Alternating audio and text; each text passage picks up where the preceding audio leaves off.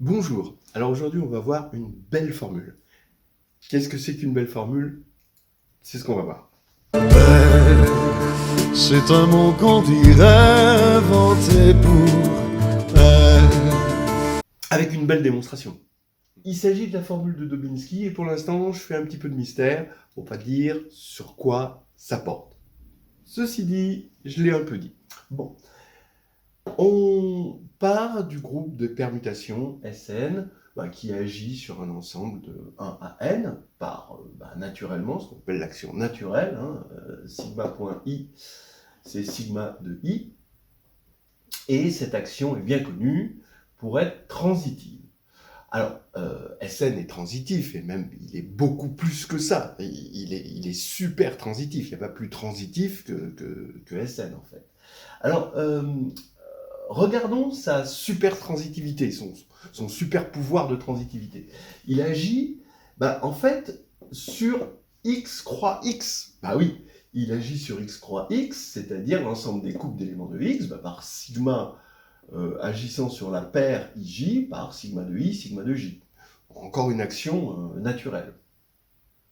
Alors après, on peut se dire, oui, alors s'il est super transitif, il doit être au moins doublement transitif, c'est-à-dire il peut envoyer deux éléments quelconques sur deux éléments quelconques. Si on y réfléchit, pas tout à fait.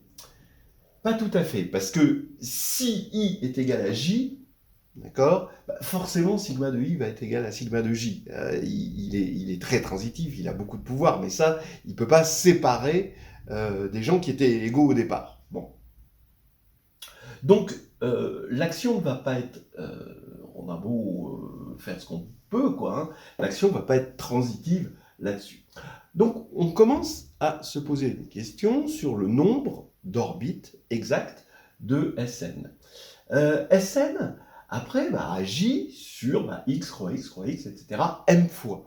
Et on est en mesure de se poser la question, combien y a-t-il d'orbites? Alors ça, c'est des questions assez classiques, à partir d'une action, d'en faire plusieurs, et ça s'appelle le plétisme.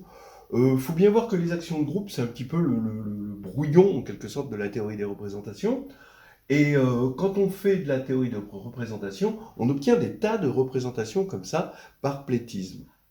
Mais on en était resté à la question suivante. Quel est le nombre d'orbites? C'est la formule de Burnside qui nous donne le nombre d'orbites. Celle-là, elle va nous donner de façon automatique. C'est la moyenne des invariants quand G agit sur un ensemble Y. Alors ici, c'est Sn qui agit sur l'ensemble x croix x m fois. Et qu'est-ce que c'est que l'invariant? Donc si sigma est dans Sn, dire qu'un élément là-dedans est invariant, c'est dire que, par exemple, ici, sigma de i doit être égal à i, et sigma de j doit être égal à j. Donc finalement, l'invariant produit, c'est le produit des invariants. Donc ce qui fait que le cardinal de ça, puisqu'il faut calculer ce cardinal, d'après la formule de Burnside, c'est le cardinal des invariants puissance m. Donc maintenant, ce qu'on va faire, on va ranger ici les éléments de notre groupe G, bon, ici c'est Sn, par leur nombre d'invariants. Par exemple, combien y en a-t-il ici qui ont 0 invariant? Alors les 0 invariants, c'est ce qu'on appelle les dérangements. Et on a des formules qui nous donnent le nombre de dérangements. Ces formules sont vraiment pas compliquées, c'est juste de la formule du crible. Bon, on verra tout à l'heure. Donc, je vais appeler D indice n le nombre de dérangements de Sn, et en fait, c'est facile de voir que à partir du moment où j'ai D indice n, c'est-à-dire les éléments de Sn qui ont 0 invariant, je vais avoir les éléments de Sn qui ont 1 invariant, 2 invariants, 3 invariants, etc. C'est assez simple. Regardez, on va se donner comme exemple n égale 4, et donc ce sont les permutations d'un ensemble à 4 éléments, disons 1, 2, 3, 4. D4 est égal à 9. En fait, quand on regarde les éléments donc dans leur décomposition en cycle, qui dérangent tout le monde, qui n'ont aucun invariant, vous allez avoir les 4 cycles, donc 1, 2, 3, 4 par exemple, il y en a 6, ce qui est normal, parce que le premier, il a 3 possibilités, le deuxième, il a 2 possibilités, puis le troisième, il est obligé de se recycler, voilà. Donc ça en fait 6, et il va y avoir les doubles transpositions.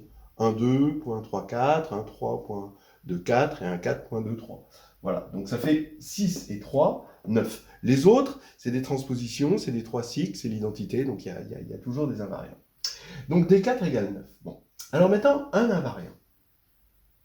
Ben, si on a un invariant, lequel c'est d'abord? Exactement un invariant. Hein. D'abord lequel c'est, on en choisit un parmi 4, et ensuite, ben, les 3 autres, il faut que ce soit qu'il n'y ait pas d'invariant, donc c'est D3. D'accord? Donc parmi 3, il faut trouver des dérangements de S3. Alors des dérangements de S3, c'est forcément les 3 cycles, et les 3 cycles, ben, il y en a 2. Donc ici, on a 4 fois 2, ça fait 8. Ensuite, toujours dans S4, on cherche, quand c'est qu'il y a 2 invariants, et ben, on va chercher les 2 invariants d'abord, 2 parmi 4, et ensuite c'est D2. Bah, D2, ça veut dire qu'on fixe, on fixe les deux, obligé. Donc il n'y a qu'une seule possibilité. Et donc ça fait 6. Et 3 invariants, bah, par contre, 3 invariants, on va avoir du mal à trouver. Parce que si on a 3 invariants, on a forcément le quatrième qui est invariant. Donc on n'aura jamais 3 invariants. En fait, c'est que D1 est égal à 0. Voilà. Et 4 invariants, eh ben 4 invariants, ça veut dire que c'est l'identité, c'est 1. Mais là, on va généraliser, disons que on va créer une notation D0 qui est égale à 1. D'accord? Bon, voilà, les dérangements d'un ensemble à 0 éléments, c'est égal à 1. C'est une convention qui permet de continuer les habitudes calculatoires. Voilà. Alors, maintenant, allons-y. On est sur S4 et on va faire agir S4 sur x croix x croix x m fois pour m égale 1. Bon, donc ça va être transitif, on va tomber sur forcément une seule orbite. Alors 9 fois 0, d'accord, 8 fois 1 invariant, 6 fois 2 invariants, 0 fois 3 invariants et 1 fois 4 invariants. Et là, quand on fait le calcul, ça va faire 8 et 12, ça fait 20, 24 divisé par 24, ça fait 1. C'est toujours un plaisir de tomber juste comme ça. On continue. Maintenant, on va agir. Donc le 1, c'était ça qu'on voulait, évidemment, puisque c'était transitif.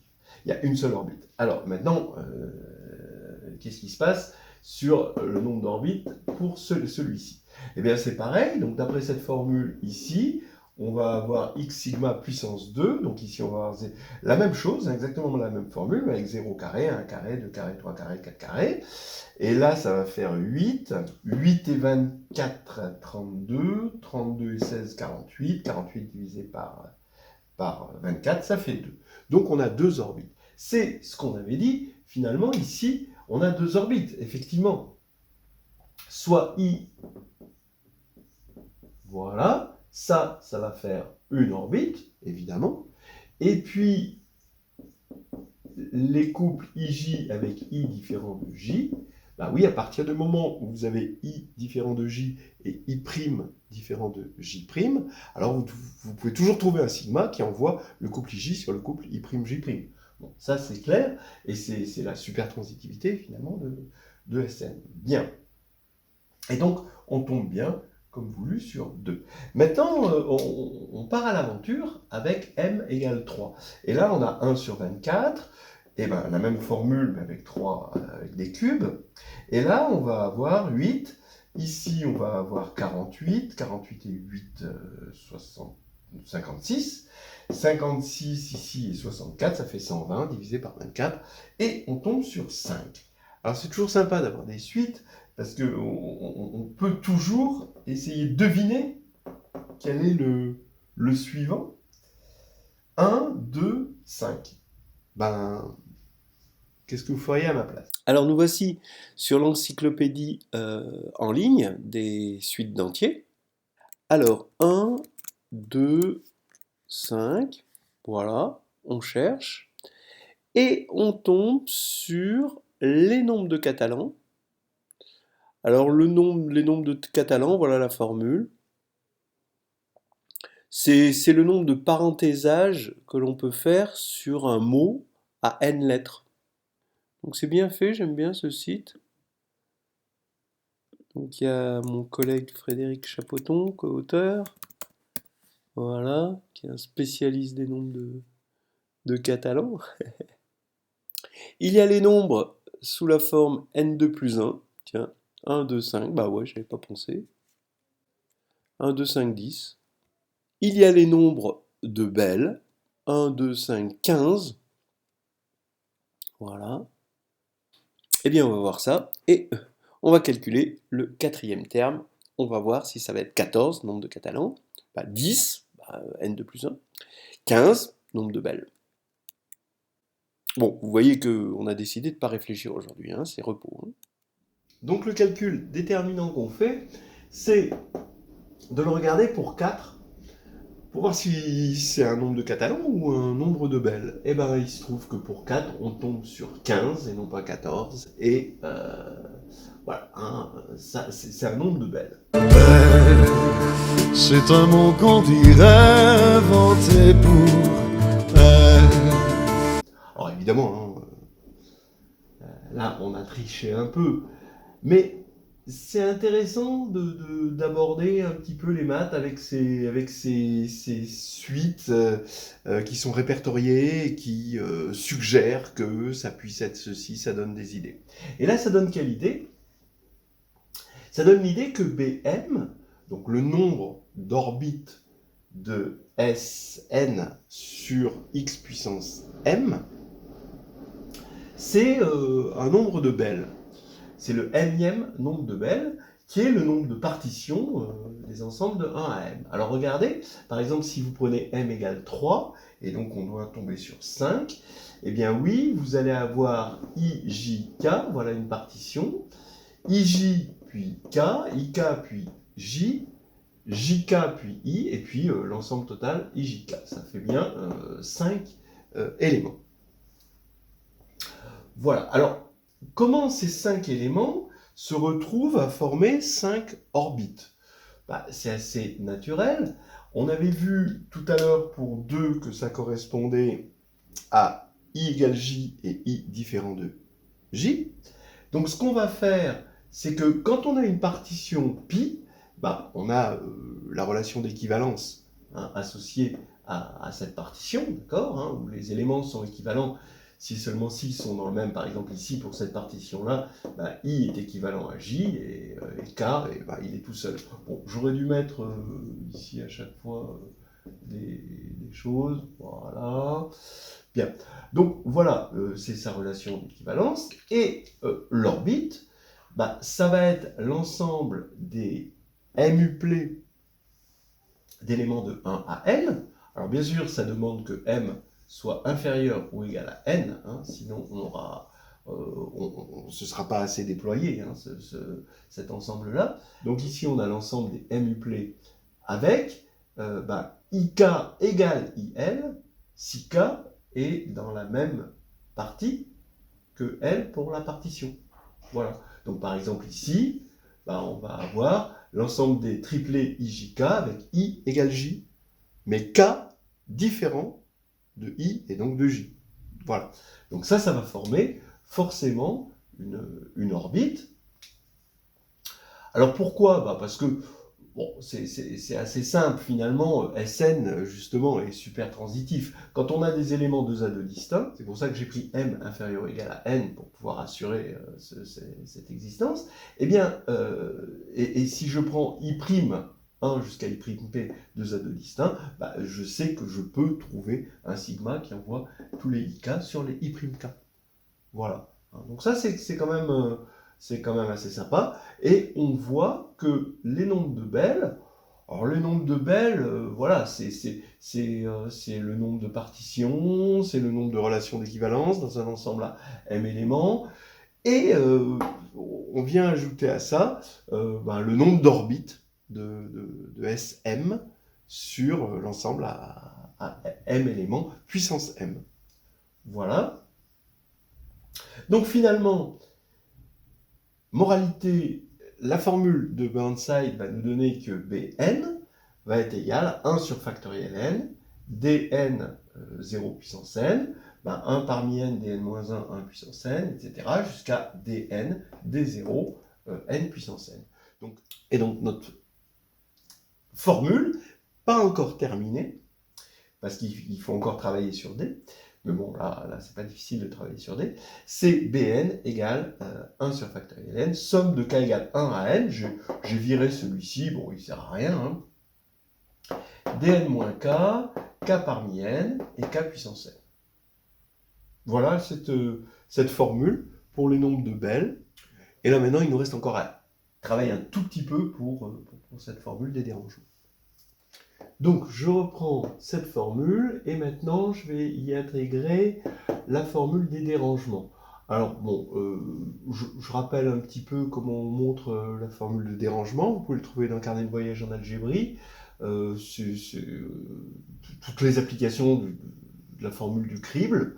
Encore qu'on n'a pas besoin non plus d'utiliser la formule du crible. Ça peut se faire aussi en inversant une matrice. C'est quand même assez simple. Mais là, avec la formule du crible, vous appelez A indice I l'ensemble des permutations de Sn qui fixent I, et vous dites que finalement, Dn, c'est l'intersection, donc déranger tout le monde, c'est déranger tout le monde, c'est l'intersection pour I égale 1 à n, DAI bar, c'est-à-dire tel que sigma de I doit être différent de I. Donc ça nous fait le cardinal donc du bar de la réunion. Donc c'est factoriel n moins le cardinal de la réunion. Et là ici, du coup on applique la formule du crible. Voilà. Avec somme de j égale 1 à n, moins 1 exposant j moins 1, et le cardinal de l'intersection des AIL, ici, dès qu'on a pris une partie à j éléments, voilà, parmi les AI. Et là, ici, disons que prendre le cardinal de l'intersection des AIL pour tous ces I indices L, eh bien ça revient à fixer tous ces éléments et donc à permuter les autres. Donc on va avoir un n moins j factoriel, puisqu'on permute les n moins j autres, et comme c'est la même chose pour tous, eh bien il faut le multiplier par le nombre de parties à j éléments parmi n. Donc voilà. Et ici, on a moins 1 puissance j moins 1. Voilà. Alors avec le moins, ça va faire un plus moins 1 puissance j. Et en fait, je vais pouvoir intégrer ce factoriel n dans la somme. C'est somme de j égale 0 à n de moins 1 puissance j. Alors ici, il y a une simplification. N moins j, on a un factoriel n moins j qui va s'éliminer avec le dénominateur. Il va rester que factoriel j. Et là, vous voyez bien que pour j égale 0, on tombe sur le factoriel n qui était là. Donc c'est le terme supplémentaire. Voilà. Donc maintenant, il n'y a plus qu'à intégrer cette formule, mais pour dn-k. Et on va avoir le factoriel n qui va s'éliminer avec le factoriel n qui est ici. Il va rester factoriel k, k puissance n, k égale 1 à n, évidemment. Et ici, dans la somme, on va avoir une somme de j égale 0. Comme c'est dn-k, on va aller jusqu'à n-k ici. On va avoir le moins 1 puissance j, factoriel j. Et ici, on a un factoriel n-k qui se sera éliminé avec le factoriel n-k qu'il y a ici. Donc, il a disparu. Et donc, voilà, c'est la formule de Dobinski finie, qui est la belle formule que je vous ai annoncée. Hein. On peut vraiment dire que c'est la belle formule, the belle formula, en anglais. Voilà. Alors, entre parenthèses, quelques petites histoires supplémentaires. Ici, on reconnaît le développement tronqué de 1 sur E. Vous prenez 1 sur E et vous le tronquez à n-k. Voilà. Voilà, ça vous fait ça. C'est ce terme-là. Mais on a une formule finie. On verra bientôt sur cette chaîne la version infinie de la formule de Dubinsky, qui est dans Carnet de voyage en analyse temps. Et bon, qu'est-ce que je pourrais dire d'autre? Voilà, les formules, donc on a 1, 2, 5, donc B3 ça fait 5, ensuite 15, c'est ce qu'on avait dit tout à l'heure, 52, 203, 877, bon bah voilà, c'est une jolie suite à repérer. Et on la retrouve, donc c'est ce qu'on disait, dans le nombre de partitions, le nombre de relations d'équivalence, le nombre finalement d'orbites, et aussi, par exemple, le nombre de factorisations d'éléments qui sont sans facteur carré. Vous prenez par exemple 30, d'accord, il a 3 facteurs premiers sans multiplicité. Eh bien, ces nombres-là, regardez comment ils se décomposent. Ben, vous pouvez le décomposer 30 en 2 fois 3 fois 5, ou en 6 fois 5, ou en 10 fois 3, ou en 2 fois 15, ou tout simplement en 30. Voilà. Ben, pourquoi? Ben, parce qu'il y a 3 nombres premiers, et à chaque fois que j'ai une décomposition de 30 en facteurs tout court, hein, eh bien, ça correspond exactement à une partition de l'ensemble à 3 éléments. Et donc, il y en a exactement B3, c'est-à-dire ici 5. Ici, on a la partition 2, 3 et 5. Là, on a 2, 3, 5. Là, on a 2, 5, 3, etc., etc. Bon, on peut s'arrêter là sur cette belle preuve.